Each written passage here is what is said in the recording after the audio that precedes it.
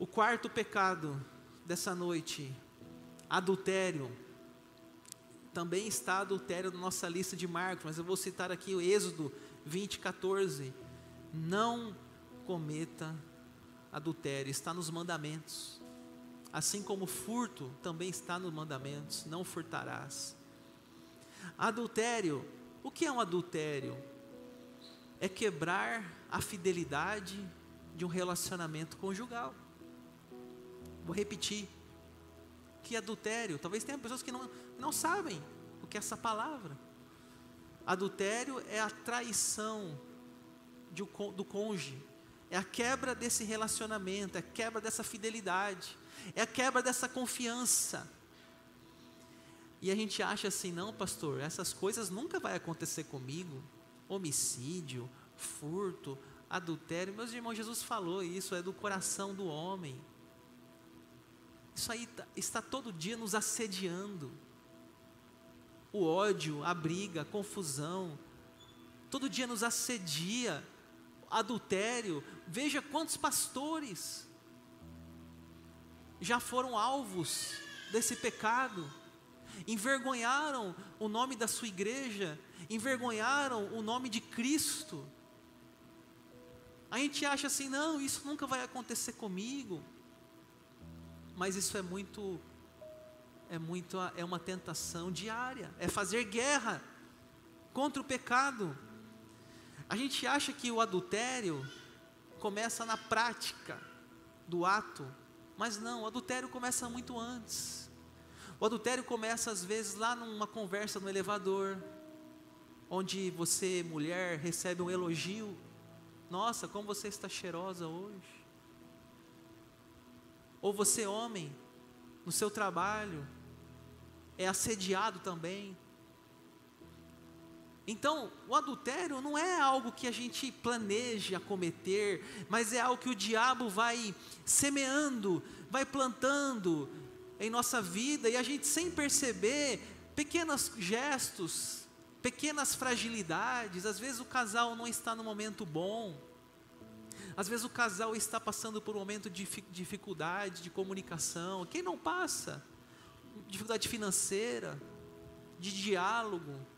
Isso é normal num casamento, momentos, dias bons, dias maus, dias de alegria, de tristeza, isso aí faz parte. Quem é casado aqui sabe, casamento não é um conto de fadas, é um grande desafio.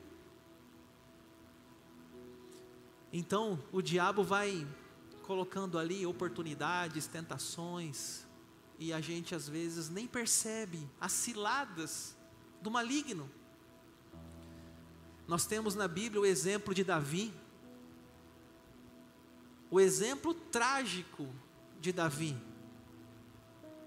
que um dia ele está lá no seu palácio, ele vê uma mulher tomando banho, o caso da janela aberta, e ali ele fala, quem é aquela mulher? O seu soldado diz, é Betseba, mulher de Urias. O soldado foi muito claro, ela é casada, Davi. Davi nem quis ouvir, Davi fechou os ouvidos, Davi disse, trazei-me-a.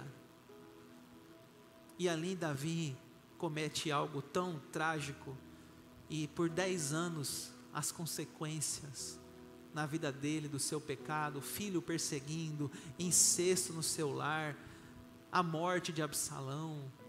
O profeta diz para ele, a espada não sairá da sua casa. O adultério traz consequências impactantes.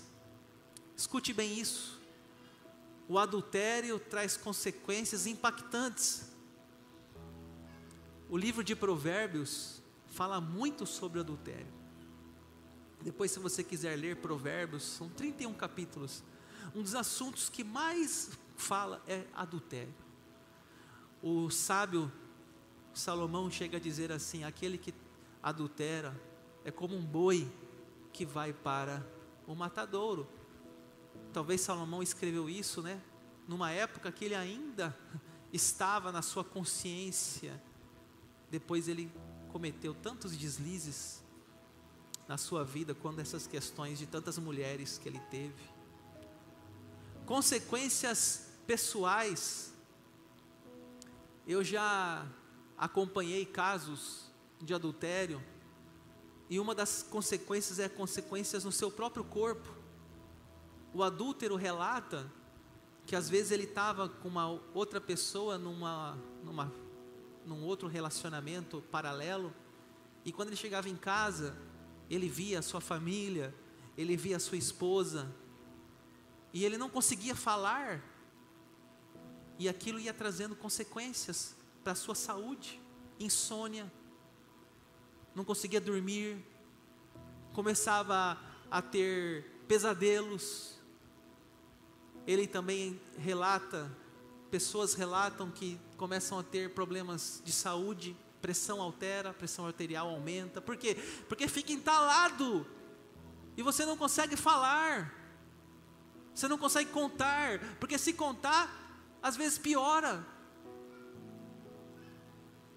A pessoa pensa isso, mas na realidade contar é confissão e é livramento, e é o caminho da libertação. Mas a pessoa pensa, não, se eu falar vai piorar, então ela esconde. Dano ao cônjuge. Também é comum o cônjuge desenvolver às vezes até depressão. Você vê que aquela pessoa que foi traída, quando ela descobre, ela entra numa depressão, porque talvez o casamento era aquilo que ela tinha de mais sagrado, era a sua família. Talvez ela nunca imaginava que seu esposo ou sua esposa pudesse fazer isso. Ela chega a perder a alegria de viver e não acreditar mais em ninguém. Impacto nos filhos. Também é comum que os filhos olhem o pai adúltero com um olhar agora de decepção. Aquele que deveria ser o seu exemplo, aquele que deveria ser a sua maior referência, agora está totalmente sem moral. Imagine numa situação dessa, num filho adolescente, que precisa de uma correção, que precisa de uma orientação. Aí o pai vai falar, filho, o que você está fazendo está errado. O filho fala na cara do pai, quem é você, pai? Quem é você para falar isso para mim?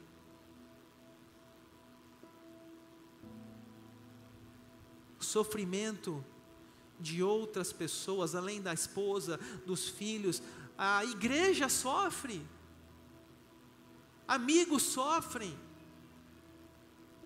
igreja perde membros. Se a pessoa tem ministério, perde pessoas no ministério. Se é um líder de célula, fica sem líder. Se é um pastor, a igreja fica sem pastor. Se toca no louvor, fica sem aquele músico. É uma tragédia. A perda da confiança. As pessoas olham para aquela pessoa sem confiança. Os amigos já não acreditam, os familiares. Impacto na sociedade, porque eu digo que a família é a base da sociedade. Então, a sociedade vai dizendo, está vendo? Esse crente traiu, esse pastor traiu, não existe ninguém perfeito. Vai perdendo os valores, vai banalizando o casamento. E o mais grave, a desobediência a Deus, porque além das consequências físicas, existem as consequências espirituais, e até mesmo na eternidade, se a pessoa não se arrepender.